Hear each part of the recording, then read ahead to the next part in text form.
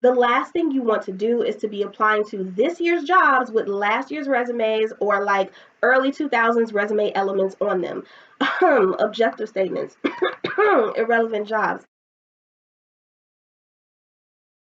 Welcome back to the official Thompson Resume Writing YouTube channel, where I share weekly videos full of tips and hints on how to update, refresh, or prepare your resume and LinkedIn profile for your job search. I'm Tamika Thompson. I am the owner and resume writer at Thompson Resume Writing Company. I specialize in transforming bland, lackluster resumes and LinkedIn profiles into powerful selling tools that help corporate mid-level, management, and executive professionals land interviews 2 times faster.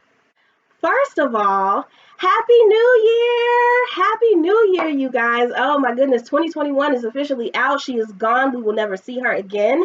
And 2022 is here. I am so excited for the new year. I'm kicking it off with a brand new job, new clients that are already coming in, needing help with their resume, and a host of new opportunities lined up. I'm talking speaking engagements, I'm talking projects that are in the works, and so many things. I can't wait for you all to see what this year has in store for me. I hope that this new year brings some great things your way as well. So for my first video of the year, it only seems right that I give you all some 2022 resume tips and trends to help you land as many interviews as possible this year with your resume. So if you plan on applying to a new job, leveling up in your career, maybe it's going for a promotion, maybe it's asking for a salary increase, or you plan on reaching out to a resume writer, this is the video that you need to watch.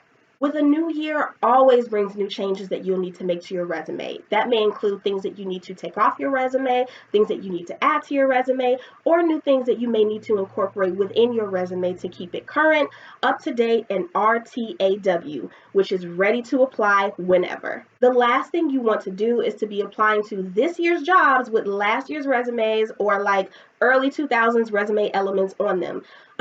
Objective statements, irrelevant jobs. Ooh, excuse me. So sorry about that. So without further ado, here are 10 2022 resume tips for you to follow this year. Number one is to add some links. Throw some links on there, okay? Add some links to your social media profiles. Add a link to your LinkedIn profile because you should be on there. Add a link to your personal branded website. Add a link to your online portfolio.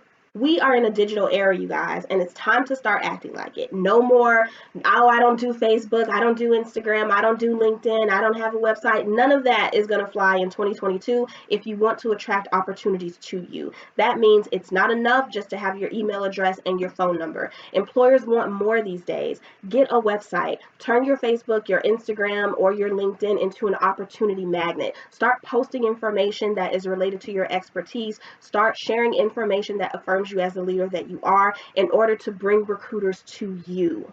If you have a personal branded website, you can actually have employers and recruiters find you via a Google search or something that they may be looking for online. They can come across your website and submit in inquiries and really be impressed by the things that they see. Maybe they see samples of your work or the campaigns that you've worked on. Maybe they see your professional bio and are really impressed by the things that they're reading and they want to reach out to you. So it's time to stop just applying to jobs, and create a way for jobs to come to you. Create a way for opportunities to come to you. And you do that by building a personal brand, leveraging the power of the internet. Seriously, start using LinkedIn if you're not doing it. Get a website, head over to Upwork or maybe Fiverr for somebody to build a simple online website for you, and maybe turn your Instagram handle into a forum or a page where you share information about your career and some of your backstory. And even though your Facebook and your Instagram might be private, you might want to consider making them public and switching up the content that you share on there, making it more professional, make it more polished, so that if a recruiter or somebody who's looking for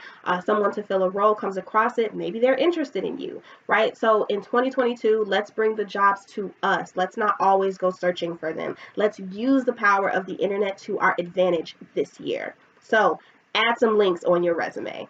Number two is to broadcast your side hustle or your side business. If you have something that you do outside of work, do not be afraid to add it on your resume in 2022. If you are one of the 67% of Americans who have a side hustle, a side gig, or a small business, don't be shy. You can go ahead and add it to your resume. It used to be that employers didn't really want to see anything outside of professional work experience on your resume, but that's no longer the case. And y'all, with the 2020 pandemic, well, I guess it's not just 2020, because at this point it's been the 2020 pandemic, the 2021 pandemic, and we're going into the 2022 pandemic. Employers are used to seeing people who have side hustles and other ways to make income on their resume. So don't be afraid to put your small business on there, your side gig, if you freelance, if you're like an independent contractor part-time, go ahead and put that on there. If you're thinking that adding your side gig to your resume is going to make you seem maybe like you're not dedicated to the company, or that you don't have enough time, or that you may not be committed to the company, I can assure you that that is further from the truth. So people who have side hustles or side gigs on their resume are deemed to be excellent multitaskers and project managers. They may learn new skills or new things more quickly, and it shows a level of grit and perseverance that other candidates may not have. So if you have something else going on, don't be afraid to put it on your resume this year, but understand that there is a right way and a wrong way to add your side hustle or your side gig to your resume. To help you out, I did record a YouTube video on this last year titled How to Add Your Side Hustle or Your Small Business to Your Resume Step by Step. I'll go ahead and include the link to that video below in the description box for you to check it out. Number 3 is to shine a bright spotlight on your system and software proficiencies, aka your tech skills. And although video chat and video conferencing and project management tools were around during that time, they were really relied on heavily when that pandemic hit, you guys. So if you were not familiar with Zoom or Slack or Microsoft Teams or Google Meet or Asana or Trello or Jira or any of those softwares, chances are you might know them now. And if you're really, really good at them, and if you're like a master in them, and maybe you've gotten a certification in them, you want to add that to your resume, because technology, especially with a lot of jobs still being 100% remote or 100% work from home, that is going to be critical. And employers need to know that you know that software so that they can trust you to get the job done and manage your tasks while you're at home. In addition to that, a lot of companies are actually investing in all types of different technologies for efficiency and productivity purposes. So if there's a trending software that's in your industry, or maybe a trending software in general that you haven't learned yet, or you haven't had the opportunity to explore, 2022 is the time to do that, to add it to your resume. So this year, it's not just soft skills that matter. There's also a heavy emphasis on tech skills as well. Number 4 is that your 2022 resume should have short and powerful bullet points that communicate your value and your impact. If you didn't know, recruiters spend on average between 6 to 8 seconds only looking at your resume. 6 to 8 seconds is not a long time. That means that they're going to be scanning it to see, first, if they want to read it, and then 2, if it has the information that they're looking for, which means the quickest way to lose their attention is to have a gazillion different bullet points for your job. I've seen resumes that have like 10 to 15 bullet points, and each bullet is like 3 to 5 sentences long. Who do you think has the time to be reading all of that? And the answer is nobody. Nobody has the time to read that. So this year, for your resume, when you're writing your job descriptions, you want to keep each bullet point less than 2 sentences, or 2 sentences total. And you want to make sure that each job has no more than 7 to 8 bullet points. And the bullet points that you have on there, or the number of bullet points that you have on there, should be based on how long you were at that position and how much you accomplished while you were there. Also, you should focus on starting each and every single bullet point with an action word and a power word, such as decreased, minimized, slashed, lowered, maximized. Focus more on power words and verbs versus adjectives and fluffy phrases. Number 5 is highlighting your remote work or your work from home experience. If you are looking to land a 100% remote or a 100% work from home job, recruiters want to see that you've done it before on your resume, or that you are capable of doing it. And the key things that they want to see specifically are your communication skills, your organization skills, and your project management or task management skills while working from home. Here are some ways that you can communicate on your resume that you can or you have worked from home before. The first thing is to put it in your targeted summary. The second way is to put in parentheses remote work or work from home by the jobs where you have worked from home before. And the final way is to mention that you've completed all of your tasks and your projects and exceeded your KPIs or met your KPIs 100% while working from home as well in your job overview, or maybe in a bullet point in your job description. Number 6 is including putting your COVID-19 vaccination status on your resume. Now, I know that there has been a lot of smoke about this COVID-19 vaccination, and we are not going to get into it because this is not the channel for that. But what I will say is that with the federal mandate that Biden implemented last year, makes it so that basically companies who have over 100 employees do have to have all of their employees vaccinated, which means if you plan on applying to a job, you may need to be vaccinated in order to even get a offer letter.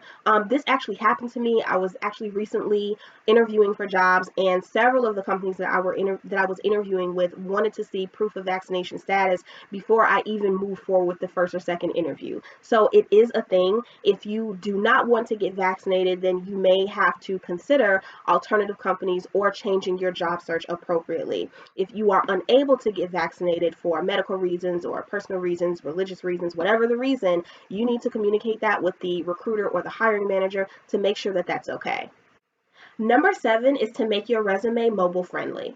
So you know how we as regular people consume a ton of content on our phones, do business on our phones, pay bills on our phones, read documents on our phone. We do a bunch of stuff on our phones. Well, recruiters are the same way, and they're no longer just looking at our resumes on a computer screen. They may be looking at it on their phone. They may be looking at it on a tablet. So your resume needs to be able to be readable or at least able to be seen on different devices, not just a computer screen anymore.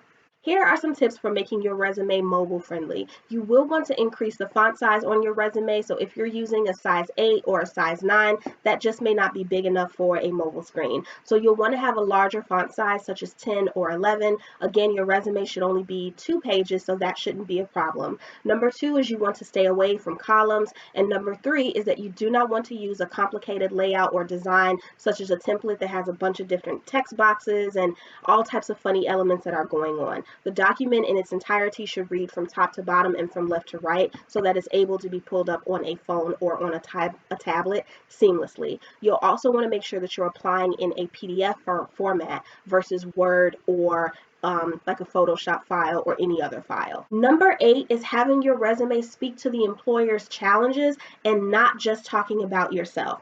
So let me say it louder for the people in the back. Your resume is not about you. It has nothing to do with you. It's all about the company, what they need, what they're hiring for, what they're struggling with. That is what your resume needs to cater to. The language, the verbiage, all of the statements needs to position yourself as a solution to the challenges that the company has. So please stop writing your resume in first person. Please stop listing your career goals and objectives. And please, pretty please, stop putting information on your resume that has nothing to do with the job or what you think is important. Don't put your job on there from 25 years ago. Don't put your hobbies on there. Come on now, leave all of those things off.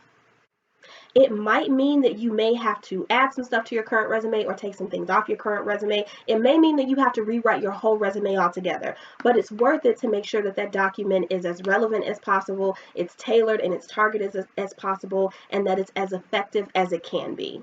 Number 9 is to stop copying and pasting entire job descriptions into your resume from the job. Stop doing that. Okay, so first of all, I don't know who told us that copying and pasting entire job descriptions were a good idea. I don't even know how it became a thing, but it is time to stop it. Do you hear me? Stop it. That means no more copying, pasting, 15 bullet points that are full of keywords that you haven't even read into your resume. It's time to do the work and target your resume authentically and originally by performing keyword research, reading the job description to see what the employer is looking for, and strategically placing those keywords in your resume while selling yourself and positioning yourself as a solution. I've said it before and I'll say it again. A resume is a marketing document. It's not something that you just whip up overnight, you copy and paste this. No, it takes time, it takes effort, it takes a little bit of research. And these days, employers want to see resumes that are authentic, that are unique, and that are tailored. They don't want to see something that has been copy and pasted. And trust me, they know. Even if they didn't write the job description, they can tell when you've kind of BS'd your resume, and you don't want to do that this year. Some tips for doing keyword research and tailoring your resume authentically for a job includes taking a look at maybe 3 to 5 or maybe even 3 to 7 jobs that you're interested in and taking note of the keywords that are within the entire job description and strategically putting them in your resume, and also take note of the skills and the phrases that you are seeing within those job descriptions. Are they looking for someone with a bachelor's degree? Are they looking for somebody who knows a certain software? Are they looking for certain skills? Are they looking for someone to do something specifically and you have a background or experience in all of that? Then you want to put that in your resume. But do not just put keywords into your resume for the heck of it to get past the ATS. And please do not just copy and paste the job description. No more of doing that. Number 10 is not having a gazillion bullet points for every job. And we kind of talked about this earlier, but we're going to talk about it a little bit more right now. Now, when most people sit down to write their resume, they put a bullet point for everything. Generated reports, check. Liaise with 15 plus team members, check. Completed other duties as assigned, check. Manage 15 projects every day, check. Sent 100 emails, check. And you don't need to do all that. And before you know it, you have like 15 plus bullet points that really don't mean anything. And I guarantee you that no recruiter is going to have the time to read that. So again, I reemphasize that you want to make sure you have no more than 6 to 8 bullet points per job description. It doesn't matter how long you've been at the company. It really matters what you accomplished and what you achieved in that role while you were there. Here are some questions that you should ask yourself when you're trying to figure out, should this be a bullet point?